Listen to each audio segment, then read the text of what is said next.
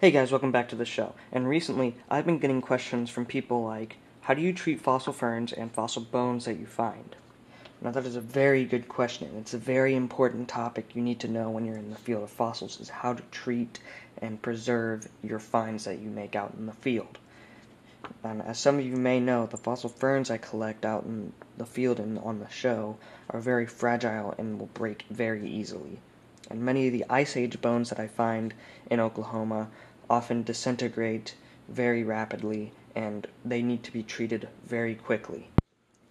And many of the Ice Age bones that I find out in the field, like the Ice Age Bison tibia that you are currently seeing, disintegrate rapidly after being recovered.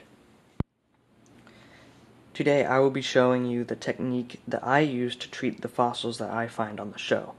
Supplies that you will need to have are Elmer's glue, a tinfoil tray or just a plastic tray will be fine, a plastic cup, preferably a large plastic cup, a plastic spoon, water, any size measuring cups, a paintbrush, a washcloth or dish rag, cling wrap, and bullseye shellac is optional. First, take your measuring cup and add 1/3 Elmer's glue and then 2/3 water to your solution, and put it all into the large plastic cup. I put 1/2 cup of glue in 1 cup of water, but you can use less if you want to. Once you have the glue and water into your cup, you need to mix your solution until it's a pure white color, like the color of the Elmer's glue, but it needs to be kind of watery. Once you've made your solution, grab your pan. We have a nice tinfoil pan here, but you can also use a plastic pan like you can find at Target. And then once you've done that, take your specimen. We're going to be using one of the ferns that we found on the show, and we're going to be putting it into the pan. Then you need to take your brush that you have and just gently place the glue directly onto the fern.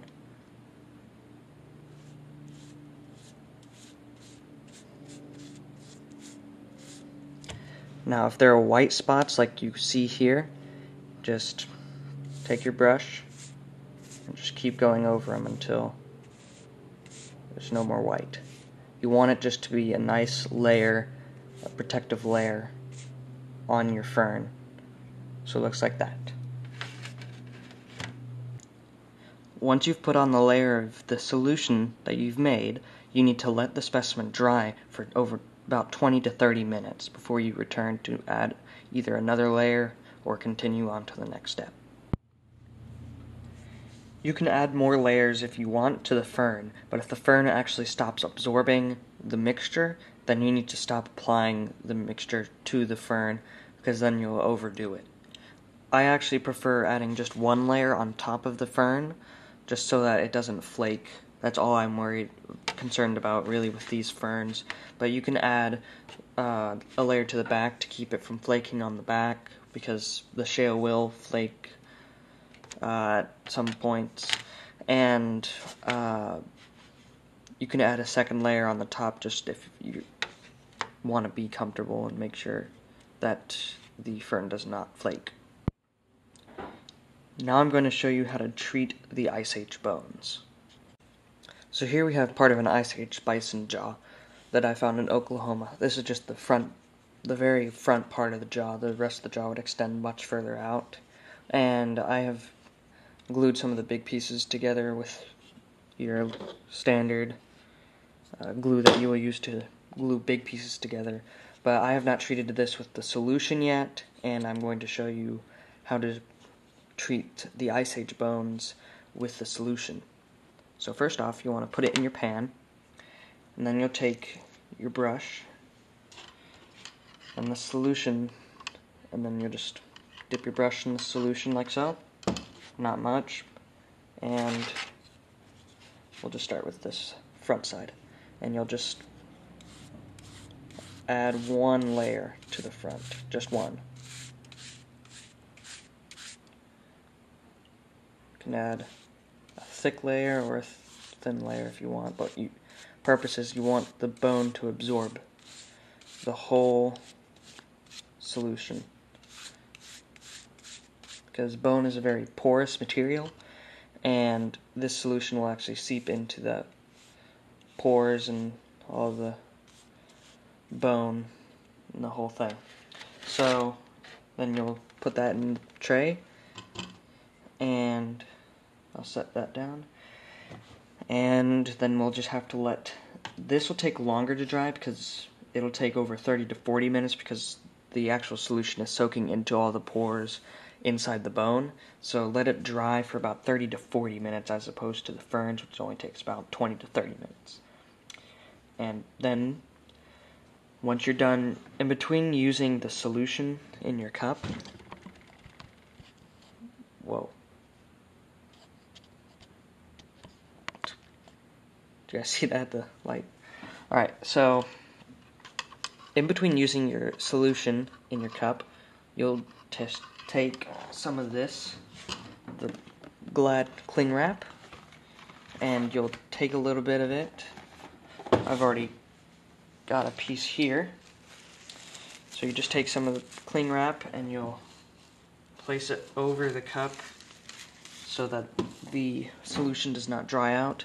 And I found out that the solution actually can stay as a liquid if you keep the cling wrap on the cup, and it will stay like this for several days. This is a solution that I've actually had for about a week now, and it's still good, it's still useful, and I'm using it on the bison jaw for now. So we're going to let this dry for 30 to 40 minutes, and then I'll flip this specimen over and do the same to the other side. Once the specimen is dry, you're going to flip it over, and you're going to do the exact same thing to the other side.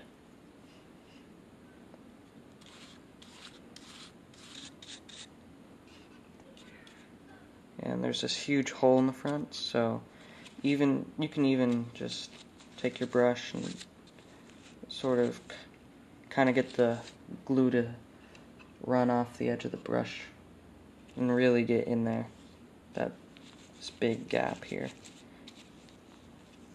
And really let it get in there. You want this to be as sturdy as possible. Otherwise it will be way easier to break, and we don't want that. Alright, and we'll just let that dry, and we'll continue the process. Now you may need to do this like 10, 11, 12 times, so I'm going to go ahead and skip ahead to where this is done being cured by the solution, and I will get back to you guys when I'm done applying the solution.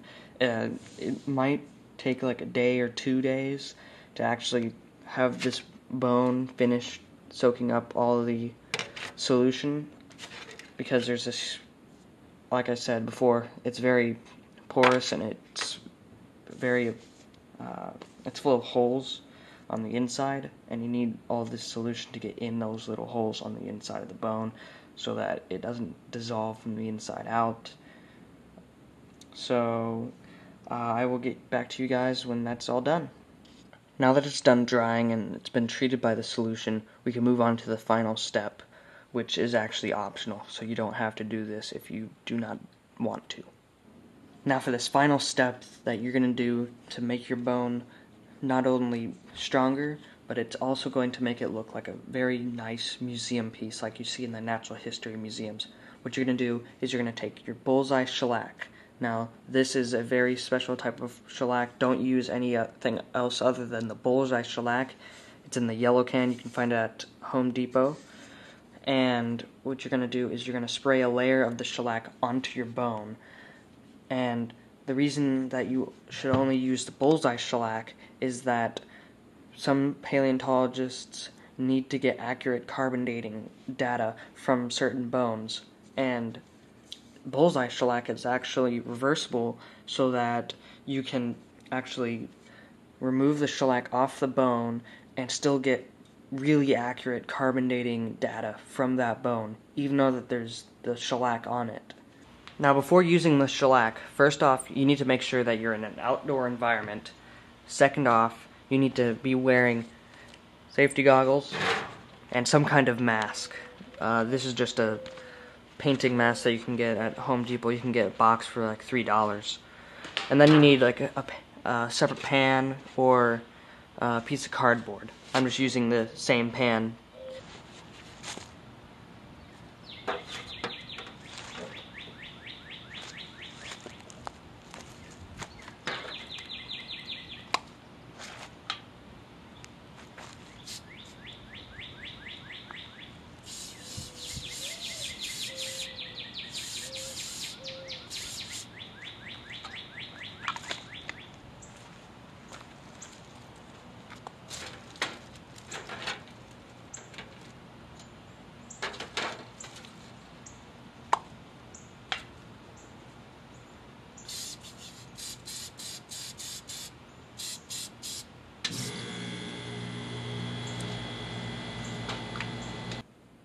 So this is what it looks like after you put both layers of, or shellac on both sides of the jaw. It's shiny, and that's what it looks like afterwards.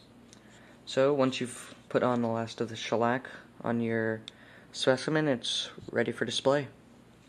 Thank you all for watching this show, and I hope you enjoyed this episode. If you did enjoy the episode, drop a like down below and leave a comment in the comment section. If you would like to see more videos, you can check out the rest of the channel, and while you're there, you can also hit the subscribe button. It's easy.